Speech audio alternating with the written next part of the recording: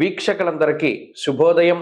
ఈరోజు ఉండేటువంటి పంచాంగ విషయాలను గనక గమనిస్తే ఈరోజు డిసెంబర్ నెల 28వ తారీఖు గురువారం స్వస్తి శ్రీ చాంద్రమానేన శోభకృతనామ సంవత్సర మార్గశీర్ష మాసం హేమంత ఋతువు కృష్ణపక్షం విధియ తిథి ఈరోజు పూర్తిగా ఉన్నది. అలాగే ఈరోజు పునర్వసు నక్షత్రం ఉన్నది.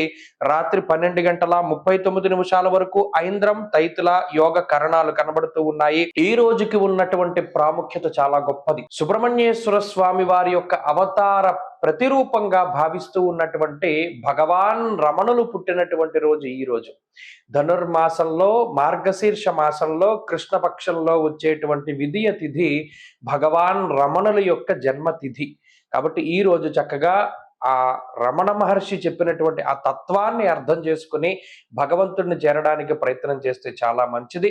అలాగే అక్షరమణిమాల అరుణాచల శివ అరుణాచల శివ అరుణాచల శివ అరుణ శివ, ఈ అరుణాచల క్షేత్రానికి సంబంధించినటువంటి ప్రాశస్త్యాన్నో లేకపోతే ఆ మంత్రాన్నో లేకపోతే ఆయన చెప్పినటువంటి మనందరం చదివే ఉంటాం.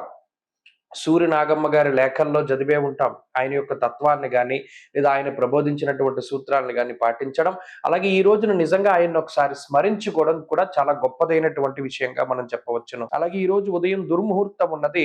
పగలు 10:11 లగాయితూ 10:55 వరకు, అంటే ఉజ్జాయింపుగా 10:15-11 దుర్ముహూర్తం ఉన్నది. మరలా మధ్యాహ్నం దుర్ముహూర్తం 2:34 లగాయితూ 3:18 వరకు ఉన్నది. 2 సార్లు దుర్ముహూర్తము. ఉదయం వర్జం 11:56 లగాయితూ 1:37 వరకు ఉన్నది. కాబట్టి ఆయా సమయాలను ఖచ్చితంగా గుర్తుపెట్టుకుంటూ ఉండండి. అలాగే ఈ రోజున ప్రత్యేకించి పునర్వసు నక్షత్రం ఉన్నది. ఈ పునర్వసు నక్షత్రం గురుగ్రహానికి సంబంధించినటువంటి ఈ రోజున చాలా చక్కగా ఈ పునర్వసు నక్షత్రం అనేటువంటిది వివాహానికి అంత మంచిది కాదు. కాబట్టి వివాహాది విషయాలకి పునర్వసు నక్షత్రాన్ని దూరంగా పెడతారు. అలాగే ఈ గృహాది కర్మలు చేయడానికి కూడా కొన్ని సందర్భాల్లో గృహ ప్రవేశాదులకి లేదా గృహారంభాలకి కూడా పునర్వసును పక్కన పెట్టేటువంటి పరిస్థితులు ఉన్నాయి. మరీ ముఖ్యంగా ఈ రోజు జన్మించినటువంటి నవజాత శిశువులు ఎవరైతే ఉన్నారో ఈ పునర్వసు నక్షత్రం శాంతి నక్షత్రం కాదు. కాబట్టి శాంతి క్రమాలు ఇవి కూడా అవసరం లేదు. అలాగే ఈ రోజు వారాధిపతి అయినటువంటి గురుగ్రహము మేషరాశిలో వక్రించి సంచారం చేస్తూ ఉన్నారు. ఆయన యోగాన్ని ఇచ్చేటువంటి రాశులు ఏవైతే ఉన్నాయో అనగా మీనము, మిథునము, సింహము, తుల, ధనుస్సు ఈ రాశుల వారికి ఈరోజు అనుకూలంగా ఉంటుంది. అలాగే ఈరోజు చంద్రబలాన్ని పొందినటువంటి మిథునము, కర్కాటకము, సింహము, కన్యారాశి, అలాగే మకర రాశి, కుంభరాశి వారికి కూడా ఈరోజు ఆనందదాయకమైనటువంటి సమయం ఉంటుంది.